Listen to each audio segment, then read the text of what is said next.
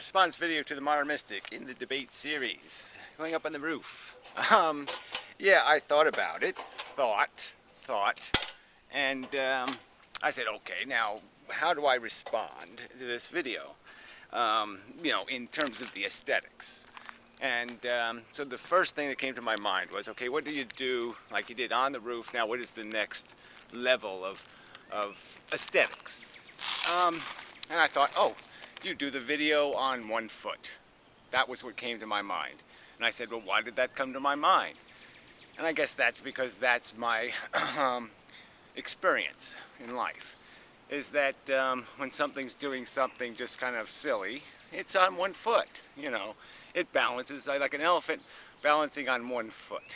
That's probably the image in my head that said that's what you do. That's the clowny kind of thing to do. And so then, of course, I said, well, why would I want to do something clowny? That's stupid. So then I just resorted to going back on the roof. So now I'm back on the roof. Okay, it's kind of warm, actually. Hot, even. Just to illustrate that it's not just about the DNA. It's not just about emotional or psychological conditioning. These are important words. So we got genetics, we have conditioning, and then we have language and our associations with words. Queequeg's coffin, the books we've read, novels and movies, all these other experiences that have given us an illustration of how to live life or how to associate things. And those things don't have necessarily any emotional relevance, not any significant amount. They just exist in our psychology. They have tendrils of association, and some of those associations have emotions tied to them. But generally speaking, they can be non-emotive. I mean, I wasn't emotional about getting up on this roof. This was an act injected into my behavior by a plan contrived and built by my intellect. My intellect said, what is the right plan? What is the strategy for the puzzle? What is the, how can I make this interesting or unique or some other thing? I failed, but I'm just saying that's what my brain's plan was to do something meritorious of a video title. And so yeah, I came up with stand on 1 foot and do the video standing on 1 foot to illustrate the point, and said, no, I'm not going to bother with that because it's just kind of silly. So I'm back on the roof for that reason. So I just say, but I'm just saying it has nothing to do with DNA or conditioning. It has entirely to do with how I have experienced the world. All right, so another point you made was if I were you, as if that's what I was saying in my video. And I, of course, in my opinion, I just thought you would think it was obvious. I wasn't saying if I were you. I mean, obviously, if I had their psychology, I would be them. I wouldn't be me. So when I'm saying that if I was living your life, I'm talking about living your life as in your experiences, not living your life as I will be your experiences. Okay, I'll be made by your experiences. That I will start off as an infant or a fetus and live your life over again.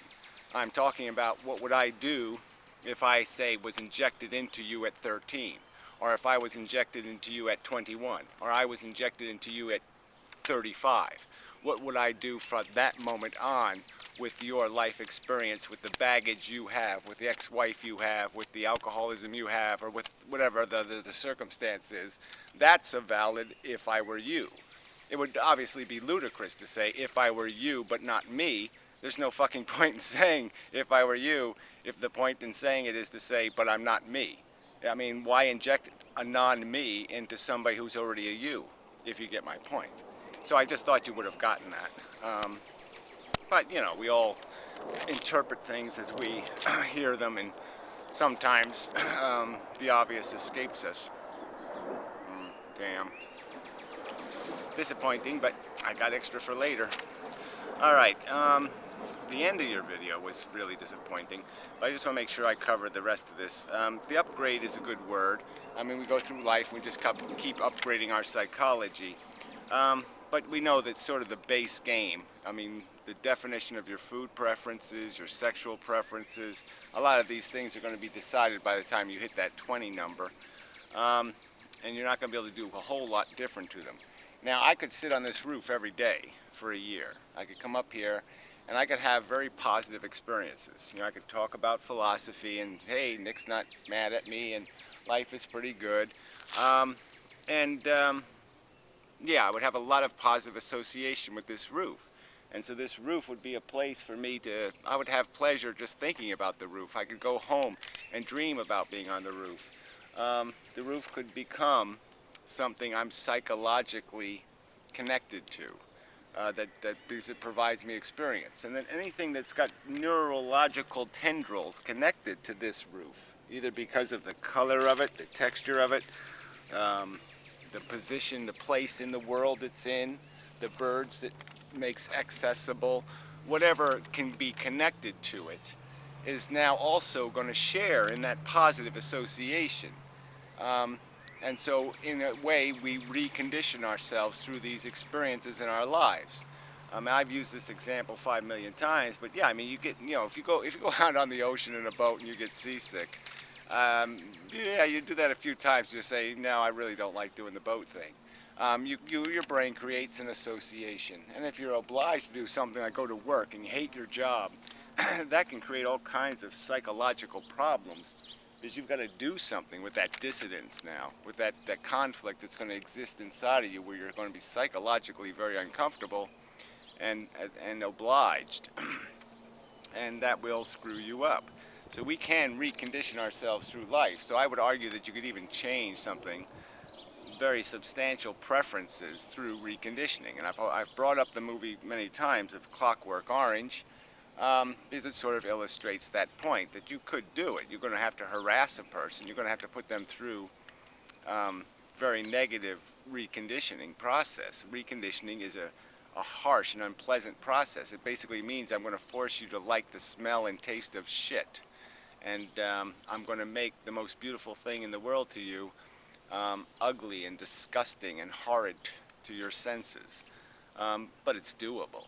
It's just that why would you do it? Because the trauma you're putting the person through is going to be worse than any benefit you're going to derive from the process. All right, so I guess what I'm saying here is, yes, there's this genetic starting place. Yes, there's this conditioning by your parents, society, schools, all these little influences. And I would say, again, there's a third influence, which is you have a calculating mind. It can do a lot of abstract thinking that isn't horribly emotionally involved. It can do a lot of modeling, create the puzzle in your mind and say what's the best way to get through the puzzle.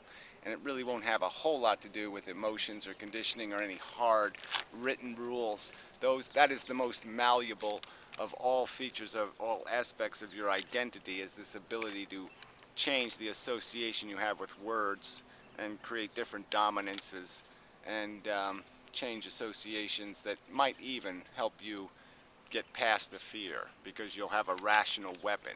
A weapon that tells you there's nothing to fear, it won't hurt you, there's a 1 in a million chance of you getting struck by the lightning that's coming out of the clouds, or some other rationale that will help you escape what might have been a conditioned reaction of discomfort.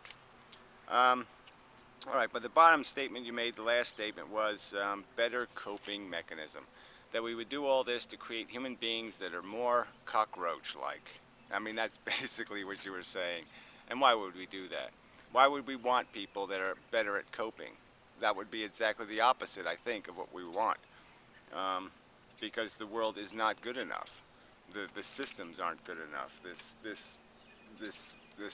To have somebody who has a better coping mechanism, in a way, is saying, well, yeah, make a person that's that can easily survive and thrive in an atmosphere of war. Why would you do that? Why would you want somebody who can live in that environment? I'd say that would be an insidiously negative thing to do. Why make people that can listen to the cries of the animals they're going to slaughter and not care? Or watch their family members die and not care? Why would you want to invent a better coping mechanisms? No, I say we need humans with fewer coping mechanisms, and a better capacity to see that this game can't be played to win, that it is a game of consumption, and that consumption is going to be awful hard to derive from this environment without starting to cut a lot of corners and start taking from a lot of other sentient creatures. So no, I don't. I think that as a mission is fail. A sensible reaction to this world is to say, this is to see the negative numbers philosophically. I think can be done. To feel them is a little harder, just because we are addicted, we are horny for it. But if I was to say there was an ideal, it would be to create a human being whose emotional character was acclimated or are consistent with their philosophical character, what they knew the truth to be. And if such a person were to be invented, I think contemplating the slop that is this world, the waste that exists in it, would have them screaming in absolute horror. That would be the consistent emotional reaction to the waste that exists in this world. So yeah, I'm not going to accept that I want coping. I want cockroach humans. No, no, no, no, no. No point in that at all. Nope. Fail. So anyway, good video in sorts. And I guess I'll post this as a reply to it. I guess I'll put your video as a as a negative to be responded to, even though you're in agreement. We're sort of in agreement. But you did start off your video saying there's a problem with the premise, and I don't think there is. I just think it's you're denying, in my opinion, that there's more than just emotional reaction. There is reaction that has to do with experience, that's more mechanical and not necessarily emotional, but logical. There is a logical mechanism. There is a part of us that does not feel. It thinks, it combines, it mixes, and it doesn't do a whole lot of emoting as it mixes. It might emote over the end result, but it doesn't while it's mixing. Something like that anyway. So anyway, enough of a video. Until the next time, and such and so forth. God, I'm really feeble. See, I hate heights now, so this is good practice for me. So anyway, till next time.